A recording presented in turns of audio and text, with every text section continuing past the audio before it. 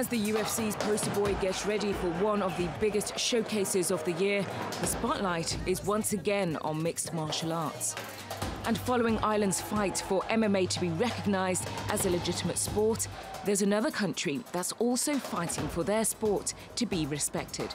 Last year, the French government banned MMA as an official sport under new combat sport regulations. Now, although training is allowed, putting on promotions like UFC, Bellator or Cage Warriors is prohibited.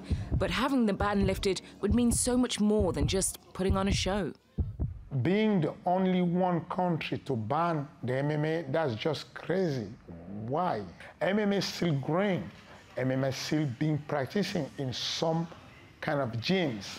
So, yeah, I definitely think that having the MMA legally in France will change things, will make things easier for everyone. We give job to people, we give hope to some people they didn't have a chance to go to school. Like we have a lot of guys that coming from homeless to star because they went through the MMA.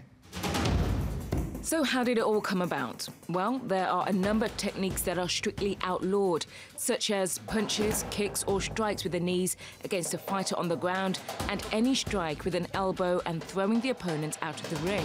With some of those techniques used in MMA, where does it leave the fighters? It's hard to find a fight to make your professional career progress. Like if you are a fighter in the United States, you can fight pretty much every month if you want to.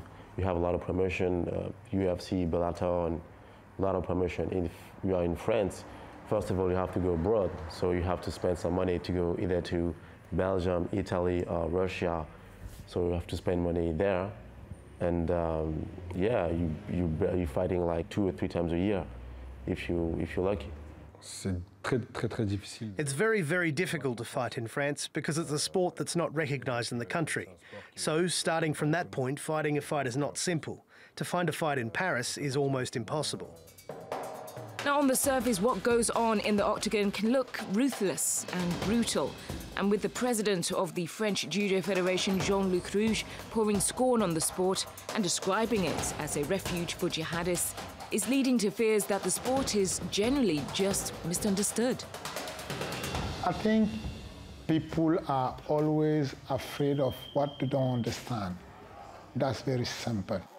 Is the MMA violent? Definitely it is, because the definition of having a sport physically, I'm trying to dominate you physically means this is violence. I mean, pushing you or pulling you when you don't want, this is violent anyway.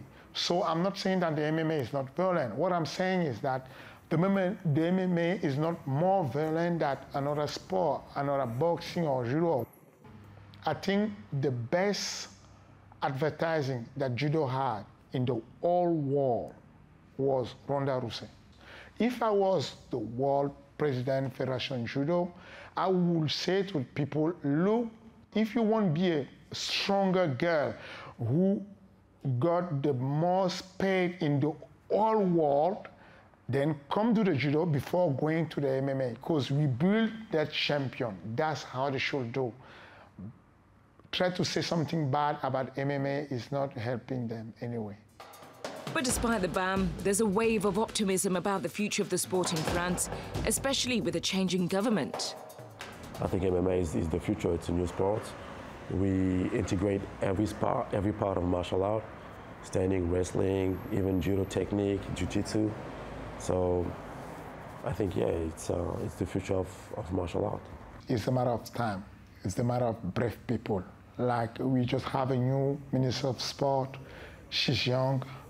At some point, there will be MMA legalized somewhere. We just need someone, brave one, to say, with power, to say, okay, let's get it on.